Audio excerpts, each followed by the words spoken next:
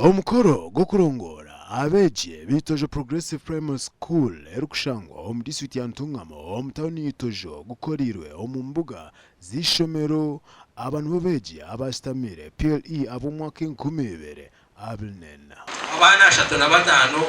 abashobire aha umwaka gwabwire umucamushanju bona bashikire grade 1 bine 20 grade 2 bine 15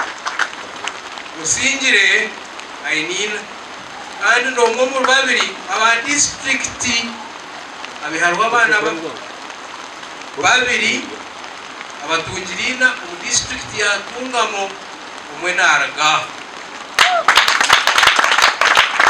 tumereri dukwishikiriza imukama abantu bo kuba baroho bakora umurimo wo guwabagambire kandi bakusima ingendo z'abagenzi imyaka ni mingi kugira ngo kurugakare ubwishomereri yatandika ifoku urwereke ijaha naha gairi yahitya mukama nimbe shengereza yakiro kusima kwa atakubire mukama tiyo kubire Elieti so ni msima tine bugarukiro abo kuba ni manyabari hamwe n'abatu abashomero narisha abayinjire okushoma it's a really battle narisha no rutaro rwonyine abeje abokoraje bahirwe ebiconcho muri mifaras amashuka n'ibindi bingi omuri ngomutano basimire omweji na sul abo mugahe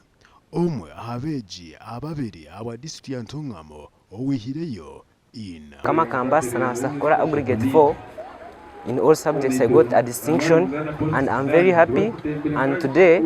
our school has managed to call us at our school and give us some gifts, and I'm very happy. I'm very proud of my mother, and all people are very proud of me.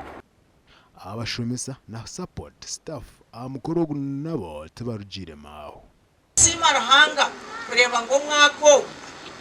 ubiro kwembabazi no twireza gure ikirizo bakora yishimye zaha no kushanga ngo abeje bo mwanyogu nibakunda ruhanga mununga kona tukitero mungaro kandi umwana orukutina ruhanga nuwari kugira ubwenge ba director bitoje Progressive Primary School n'abashomesa bonje kugamba abwachi iwo muri bwa TV West oino mwegisha mukutwara umwana wawe aritoje Progressive Primary School abakwenda kushomesa abana baboje babareta abwachi abana bo nabakwija itoje Progressive Primary School nibegaje yaheze myaka 26 ombahereza bakushomesa umwana wihanga ristamire PLE okumara myaka 23 tiriyaka gwesaga mwana